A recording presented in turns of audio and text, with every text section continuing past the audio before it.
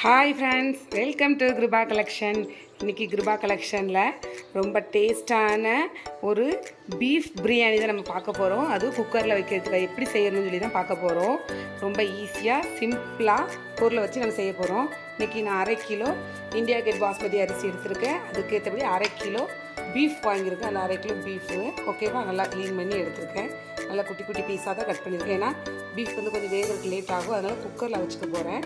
அது போக 2 தக்காளி, ஒரு துண்டு இஞ்சி, ஒரு 2 வெள்ளைப்பூடு, 2 பச்சை மிளகாய், பெரிய வெங்காயம் ஒரு 1/2 கிலோ, தயிர் பாக்கெட்டு, இந்த பட்டை பாக்கெட், இதில் வந்து எல்லாமே கலந்துருக்கும். 5 ரூபா பாக்கெட் வாங்கணும்னா இதில் தேவையான பிரியாணிக்கு தேவையான எல்லா பொருளும் கலந்துருக்கும். ஓகேவா, அதுக்கடுத்து ஒரு லெமன், சின்ன குட்டி லெமனு, ஒரு சின்ன பிரியாணி பொடி, அவ்வளோதான் நான் இதுக்கு தேவையான பொருள் எடுத்துக்கிறேன். தேவையான அளவு உப்பு, இது கூட இவ்வளோதான் தேவை. ஓகேவா, இப்போ நம்ம எப்படி செய்ய போகிறோம்னு சொல்லி பார்க்கலாம். இப்போ இது கூட நான் வந்து என்ன பண்ணியிருக்கேன்னா, குக்கரில் 1/2 கிலோ மட்டனு, கொஞ்சோல மல்லி இலை, இத்தூண்டு உப்பு, கொஞ்சம் உப்பு போட்டு இது கூட நான் ஒரு 1/2 லெமன், இவ்வளோது பிழிய மாட்டேன், 1/2 லெமன் மட்டும் பிடிச்சி நான் இதை வேக வைக்க போகிறேன். அவ்வளோதான், 1/2 லெமன் நல்லா பிடிச்சிக்க போகிறேன். ஏன்னா நம்ம லெமன் ஊற்றுறோன்னா நல்லா மட்டன் வெந்துடும், நல்லா பஞ்சு போல். பீஃப் மட்டனில் பீஃப், அவ்வளோதான். நல்லா இது பண்ணிட்டேன். இன்றைக்கி வந்து நான் குக்கர் போட்டு விசில் போட்டு நல்லா ஒரு 4-5 விசில் விட்டு வேக வைக்க போகிறேன். இங்கே பாருங்கள், மிக்ஸி ஜாரில் வந்து நம்ம இப்போ வந்து தேவையான அளவு பொருள் அரைக்கிற எண்ணெலாம் அரைக்க போகிறோன்னா, தக்காளி நான் ஏற்கனவே ஒரு சிக்கன் பிரியாணி வீடியோவில் போட்டிருப்பேன். எப்படின்னா தக்காளி வந்து நம்ம வந்து முழுசாக அப்படியே போட்டால் வந்து பிள்ளைங்க ஒதுக்கி வச்சுருவாங்க. அதனால அரைச்சிட்டோன்னா அவங்க தெரியாது, ரொம்ப டேஸ்ட்டாகவும் அதோட சுவையும் ரொம்ப சூப்பராக இருக்கும். மல்லி இலை, புதினா, அதுபோக இஞ்சி பூண்டு. எப்போயுமே இந்த மாதிரி பொருள்களுக்கு சிக்கன் மட்டனுக்கு அரைக்க போகும்போது விசில் அதுக்குள்ளே வந்துருச்சு, குக்கரோட விசில். இஞ்சி பூண்டு வந்து நம்ம பூண்டு வந்து என்ன பண்ணணும்னா தோலோடு போட்டால் தான் அதோடய சுவை வந்து அதோட மனமும் ரொம்ப சூப்பராக இருக்கும். அவ்வளோதான். இந்த 4 பொருள் போட்டு இது கூட கொஞ்சோட தயிர் விட்டு நம்ம அரைச்சிக்க போகிறோம். அவ்வளோதான். தயிர் ஒரு 2 ஸ்பூன் தயிர் விட்டு நல்லா அரைச்சிக்க போகிறோம். ஒரு 4-5 விசில் அதுக்குள்ளே நம்ம வேக வச்சது மட்டன் வந்து விசில் வர ஆரம்பிச்சிச்சு. அதுக்குள்ளே நம்மளுக்கு பிரியாணிக்கு தேவையான எல்லா பொருளும் நம்ம ரெடி பண்ணிக்க போகிறோம். நம்மளுக்கு இப்போது தேவையான இஞ்சி பேஸ்ட்டு அதை அரைச்சாச்சு. அதுபோக இப்போ என்ன பண்ண போகிறோன்னா, வெங்காயம் வெட்டி வச்சுருக்கிறேன், தாளிக்கிறதுக்கு கறிப்பட்டை, இது ஏலக்காய், பட்டை, இதெல்லாமே எடுத்து வச்சுருக்கிறேன். அவ்வளோதான். இப்போ நான் வந்து கடாய் வச்சு குக்கர் அடுப்பில் வச்சு நல்லா குக்கர் காஞ்சிருச்சு. இந்த நேரத்தில் நான் இப்போ என்ன பண்ண போகிறேன்னா, நான் வந்து வாங்கின பீஃபில் கொஞ்சோல கொழுப்பு இருந்துச்சு, அதை தான் நான் எடுத்து வச்சுருக்கிறேன். அதை தான் இப்போ இன்றைக்கி நான் என்ன பண்ண போகிறேன்னா உரிக்க போகிறேன். சரியா, ஓகேவா, உருக்கி அதில் தான் நான் பிரியாணி செய்ய போகிறேன். இன்றைக்கி வந்து அதிகமாக கிடச்சிருந்துச்சு. சரி, உருக்கி செஞ்சு பார்ப்போமே இன்றைக்கி அப்படின்னு ஒரு மைண்ட் செட்டில் எடுத்துருக்கேன்.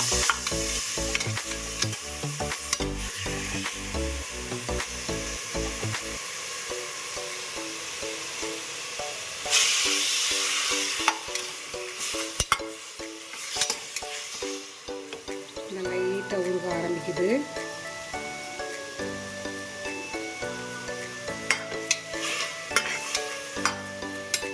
இந்த டைம் தான் ஃபஸ்ட் டைம் நான் இந்த மாதிரி கொழுப்பு போட்டு உருக்குறேன்.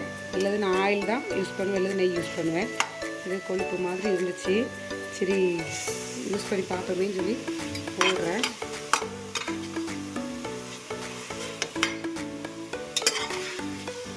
மெல்ட் ஆக மாட்டேங்குது.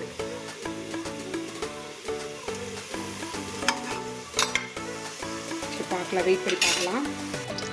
கொழுப்பை போட்டு உருக்கி பார்த்தேன், ரொம்ப உருகி வரல, இருந்தாலும் கொஞ்சம் உருகி இருந்து. இங்கே பாருங்கள், லைட்டாக உருகி இருக்குது. ஆனால் அது உருக லேட் ஆகுது. அதனால் நான் என்ன பண்ணுறேன், கொஞ்சமாக ஆயில் சேர்த்துட்டேன்.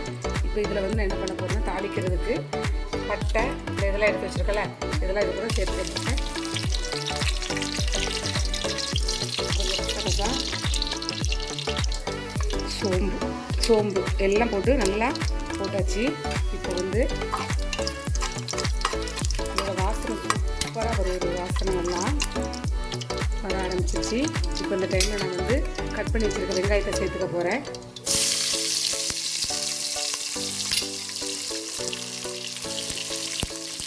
அதுதான் நல்ல வெங்காயம் வதங்குற அளவுக்கு வதக்கிட்டு நல்லா ஃப்ரை ஆகும் வெங்காயம். அப்போ தான் பிரியாணி நல்லா டேஸ்ட்டாக வரும்.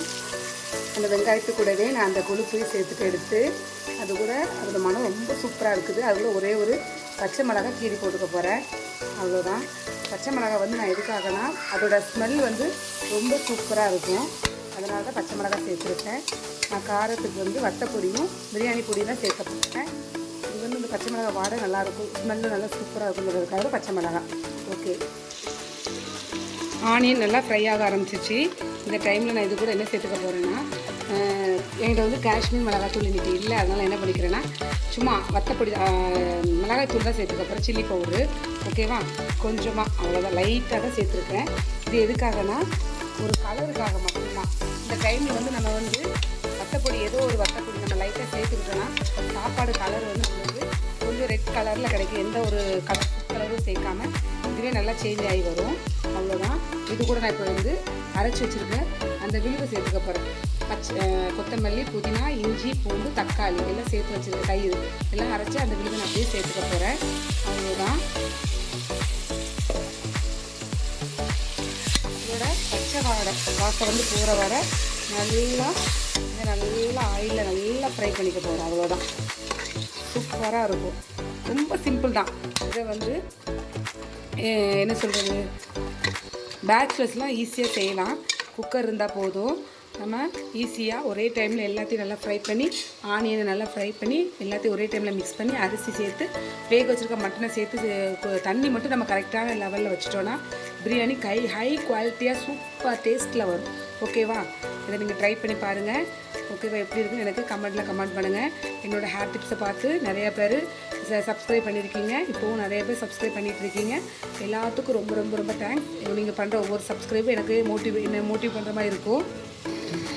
நல்லா ஃப்ரை ஆகிட்டு இதில் நம்ம வந்து பாருங்கள் சூப்பராக இருக்குது. அதோட கலர் எப்படி இருக்குது பாருங்கள். நல்லா ஆனியன் ஃப்ரை ஆகி மசாலா நல்லா ஃப்ரை ஆகி எண்ணெய் அப்படியே பிரிஞ்சு வந்துருச்சு. அவ்வளோதான். இந்த டைமில் நம்ம வந்து என்ன பிரியாணி பொடி, சக்தினா சக்தி, ஆச்சினா ஆச்சி, நீங்கள் என்ன பிரியாணி பொடி சேர்த்துக்க போகிறீங்க அதை வந்து அதில் சேர்த்துக்கோங்க. நான் ஆச்சி பிரியாணி மசாலா சேர்த்துக்க போகிறேன். ஒரு சின்ன பேக்கெட் தான். ஓகேவா, இதுலேயும் அரை கிலோவுக்கு இந்த பேக்கெட் ஒரு பேக்கெட் சேர்த்தா கரெக்டாக இருக்கும். அவ்வளோதான். இதை சேர்த்து கொஞ்சம் ஒரு 2 நிமிஷம் நல்லா இதோட மசாலாவோட பச்சை வாசனை போகிற அளவுக்கு ஒரு 5 நிமிஷம் நல்லா குக் பண்ணிக்கோங்க, ஃப்ரை பண்ணிக்கோங்க. அவ்வளோதான். நல்லா கலர்ஃபுல்லான நம்மளுக்கு ஒரு பீஃப் பிரியாணி ஒரு 25 மினிட்ஸில் நம்மளுக்கு ஈஸியாக ஆயிரும். பேச்சுலர்ஸ் வந்து ஈஸியாக செய்யலாம். புதுசாக பழகிறவங்க இந்த மாதிரி ட்ரை பண்ணி பாருங்கள். ரொம்ப டேஸ்ட்டாக இருக்கும். சாப்பிட்டுட்டு எல்லாருமே சூப்பராக இருந்துச்சுன்னு சொல்லுவாங்க. ட்ரை பண்ணி பாருங்கள். அவ்வளோதான். இப்போ வந்து நம்ம இது கூட தேவையான அளவு அரிசியும் அது கூட தேவையான அளவு தண்ணியும் நம்ம சேர்த்துக்க போகிறோம். தண்ணி மட்டும் 1 டம்ளர் அரிசிக்கு 1.5 டம்ளர் தண்ணி இந்த மாதிரி லெவலில் வச்சு சேர்த்துக்கோங்க. அரிசி ஒரு 1/2 ஹவருக்கு முன்னாடி ஊற வச்சு நல்லா சோக் பண்ணிடுங்க. என்னோடய அரிசி வந்து பாருங்கள் நல்லா 1/2 ஹவராக ஊறி இருக்குது பாருங்கள், தெரியுதா? நல்லா ஊறிடுச்சு. அவ்வளோதான். இதை வந்து இதில் இருக்க தண்ணி வேணுமோ நம்மளுக்கு அந்த அளவுக்கு சேர்த்து நம்ம இதை பிரியாணி கூட நம்ம சேர்க்க போகிறோம். இந்த அளவுக்கு மசாலா ரெடி ஆனதுக்கப்புறம் நம்ம அது கூட அரிசி சேர்த்துலாம். பாருங்கள் எவ்வளோ அழகாக நீட்ஸ், எவ்வளோ சூப்பராக கலர்ஃபுல்லாக நல்லா ஆயில் பிரிஞ்சு எவ்வளோ அழகாக ரெடி ஆகிடுச்சு பார்த்தீங்களா? சரி, இது கூட நம்ம இப்போது அரிசியை சேர்த்துக்க போகிறேன். அரிசி, தேவையான உப்பு, வேக வச்ச மட்டன் எல்லாத்தையும் சேர்த்துக்க போகிறோம் ஒவ்வொன்றா. இப்போ ஃபஸ்ட்டு நான் வேக வச்ச மட்டனை நான் சேர்த்துக்க போகிறேன். குக்கர் அதுக்குள்ளே ஒரு சைடில் நம்ம ஏற்கனவே வேக வச்ச மட்டனை எடுத்துக்க போகிறோம்.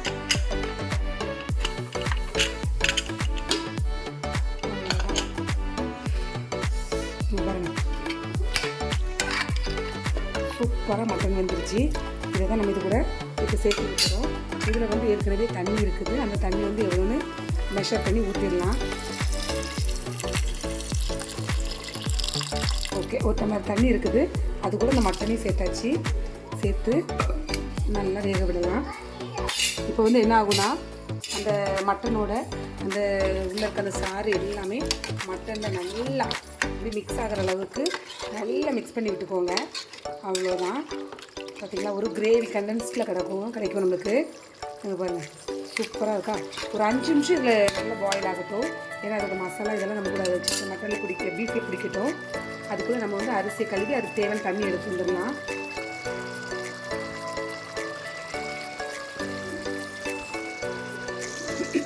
பாருங்கள் இவ்வளோ சூப்பராக நம்ம போட்ட மட்டனோடு சேர்த்து நல்லா என்னோட ஆயில் பிரிஞ்சு வர அளவுக்கு நல்லா குக் பண்ணியாச்சு.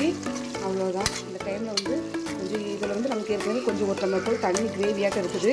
அதனால் அதை கம்மி பண்ணி நான் வந்து இப்போ 2 கிளாஸ் அரிசிக்கு சேர்த்துருக்கேன். 3 டம்ளர் தண்ணிக்கு நான் வந்து என்ன சொல்கிறது 1க்கு 1.5 3 டம்ளர் வரணும்.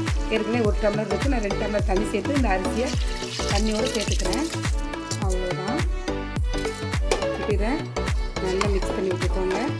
உப்பு தேவையான அளவு சேர்த்துக்கோங்க. இப்போ வந்து நம்ம எல்லாம் அரிசி எல்லாமே உப்பு தேவையான பொருட்கள் எல்லாமே சேர்த்தாச்சு. அவ்வளோதான். இதில் அரிசியில் நல்லா சேர்த்தாச்சு. அந்த தண்ணி வந்து எவ்வளோ வச்சுருக்க பார்த்தீங்களா? அந்த சாப்பாடு அரிசி லைட்டாக இது பண்ணுற அளவுக்கு வைக்கணும், ரொம்ப வச்சிடாதுங்க. தண்ணி நல்லா கரெக்டாக இருந்தால் மட்டும்தான் அந்த உதிரியாக நல்லா டேஸ்ட்டாக வரும். இது பாருங்கள், ஃபைனல் டச்சாக கொஞ்சம் இல்லை மல்லியில் புதினா, அவ்வளோதான். நான் மூடி உப்பு எல்லாமே பார்த்துட்டேன். சூப்பராக இருக்குது. நான் இப்போ இந்த பிரியாணியை மூடி குக்கர் போட்டு விசில் விட போகிறேன். ஒரே ஒரு விசில் தான் விட போகிறேன். ஏன்னா பாஸ்மதி அரிசி போட்டிருக்கோம், ஏற்கனவே நல்லா ஊறி இருக்குது. ஒரு விசில் போட்டு இறக்கிக்க போகிறேன். நான் இறக்குனதுக்கப்புறம் எப்படி பிரியாணி ரெடியாக இருக்குதுன்னு நான் உங்கள்கிட்ட காட்டுறேன். ஓகே ஃப்ரெண்ட்ஸ், இங்கே பாருங்கள் ஃப்ரெண்ட்ஸ், சூப்பராக நம்மளோட பீஃப் பிரியாணி ரெடி ஆயிடுச்சு. சூப்பராக இருக்குது. இப்போ வந்து குக்கரில் இறக்கி குக்கர் விசில் போன பிறகு ஒரு 10 நிமிஷம் லேட்டாக எடுங்க. அப்போ தான் நல்லா உதிரியாக வரும். ஆஃப் பண்ண உடனே சூடு இறங்குறதுக்கு முன்னாடி எடுத்துகிட்டு அதை ஓப்பன் பண்ணிடாதுங்க. அவ்வளோதான். இங்கே பாருங்கள், நான் இப்போ வந்து லைட்டாக ஒரு கிண்டி காட்டுறேன். இங்கே பாருங்கள்,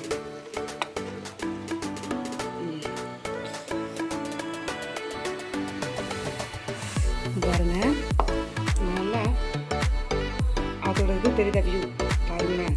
அப்படியே உதிர் கொலன்னு இல்லாமல் அப்படியே குக்கரில் செஞ்ச மாதிரியே இருக்காது. நல்லா சட்டியில் வடிச்ச மாதிரி. பாருங்கள், அப்படியே போட்டு அப்படியே உதிர்ந்துன்னா உதிர அளவுக்கு சூப்பராக நம்மளுடைய பிரியாணி ரெடி ஆகிடுச்சு. இந்த டைமுக்கு நான் தயிர் வெங்காயத்துக்கு வெட்டி வச்சுருந்தேன். அவ்வளோதான். நம்ம இப்போ சூடான சுவையான பீஃப் பிரியாணி ரெடி ஆகிடுச்சு. குக்கரில் இவ்வளோ ஈஸியாக சூப்பராக செய்யலாம். செஞ்சு பார்த்துட்டு ட்ரை பண்ணி எனக்கு எப்படி இருக்குன்னு கமெண்ட் பண்ணுங்கள். ஓகே ஃப்ரெண்ட்ஸ், பாய். நெக்ஸ்ட் வேறு வீடியோட உங்களை பார்க்குறேன். ஓகே, பாய்.